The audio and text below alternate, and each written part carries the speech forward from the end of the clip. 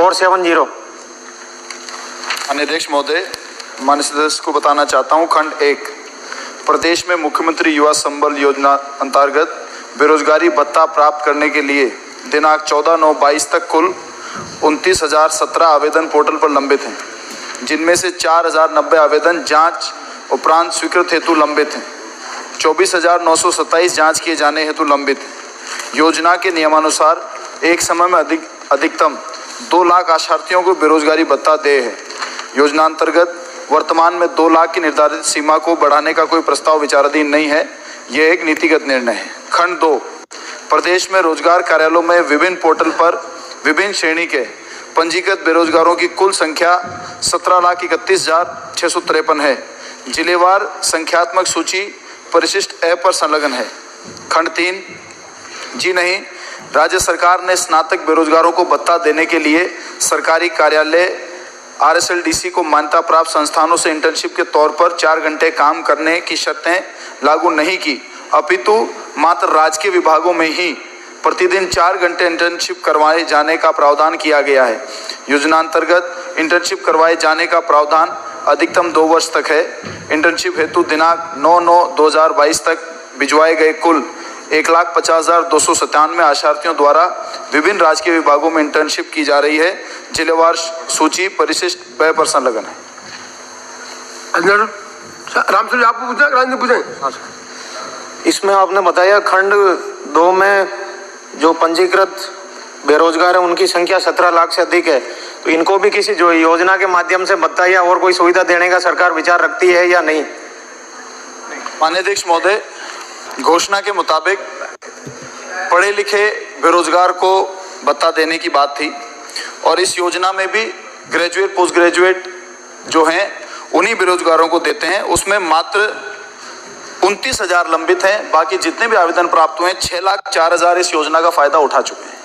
राजेंद्र राठौड़। मंत्री महोदय, पूछना चाहूंगा, खंड 2 में आपने कहा कि मुख्यमंत्री युवा संबल योजना की अधिकतम सीमा 2 लाख है और खंड 3 में आपने कहा कि सरकारी विभागों में 4 घंटे इंटर्नशिप करने का प्रावधान है और इस हेतु 9/9/2022 तक 1,50,297 आशार्थियों का इंटर्नशिप की जाने के लिए सूची प्रेषित की है। तो क्या मुझे बताएंगे कि वास्तविक रूप में जो सूची आपने 1,50,297 की प्रेषित की, क्या यह सही है कि इनमें से मात्र 33,600 लोगों ने ही विभिन्न राजकीय कार्यालयों में ज्वाइन किया है, बाकी लोगों ने ज्वाइन नहीं किया?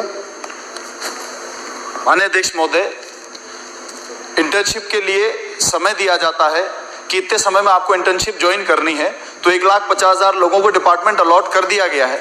यदि जो लोग इंटर्नशिप जिन्होंने शुरू नहीं किया तो उनका ऑटोमेटिक उस समय सीमा के बाद में उनका नाम कट जाएगा को। और मैंने संख्या पूछी है सिर्फ भी आज की तारीख में आपकी बैठ के सुनने प्लीज बेटा। अध्यक्ष जी, मैं तो सिर्फ इन्होंने बताया कि समय सीमा समाप्त होने पर अपने आप लैप्स हो जाएंगे।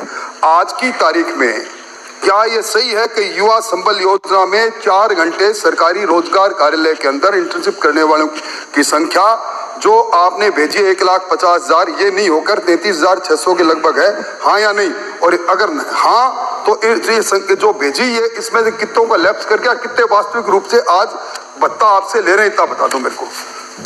माननीय अध्यक्ष महोदय, ये सूची बिल्कुल सही है। 1,50,297 को ही इंटर्नशिप ये लोग कर रहे हैं और इनको बेरोजगारी भत्ता प्राप्त हो रहा है। अगला प्रश्न श्री हरीश मीणा, प्रश्न संख्या 471।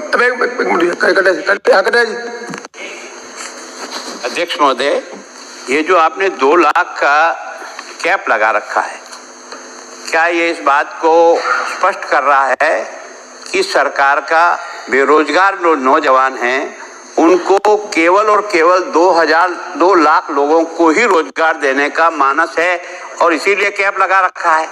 तो फिर घोषणा ये क्यों थी कि सबको हम 3,500 रुपया और 3,000 रुपया देंगे, ये क्यों कहा? माननीय अध्यक्ष महोदय, माननीय नेता प्रतिपक्ष को बताना चाहता हूं कि पूर्व में इसके ऊपर 1 लाख की कैप लगा रखी थी। हमने उसको बढ़ाकर 1,60,000 किया, हमने उसको बढ़ाकर 2 लाख किया और 6,04,000 लाभान्वित हो चुके हैं। मात्र 29,000 एप्लीकेंट ही बाकी हैं। वो भी इस योजना अंतर्गत फायदा ले लेंगे। तो ऐसा नहीं है कि कोई बहुत बड़ी पेंडेंसी है, जिनको मिल गया वो 6,04,000 है, जिनको नहीं मिला वो मात्र 29,000 है। तो सरकार की मानसिकता साफ है, हर बेरोजगार जिसको जरूरत है उसको इस योजना से हम लाभ पहुंचाएंगे। अगले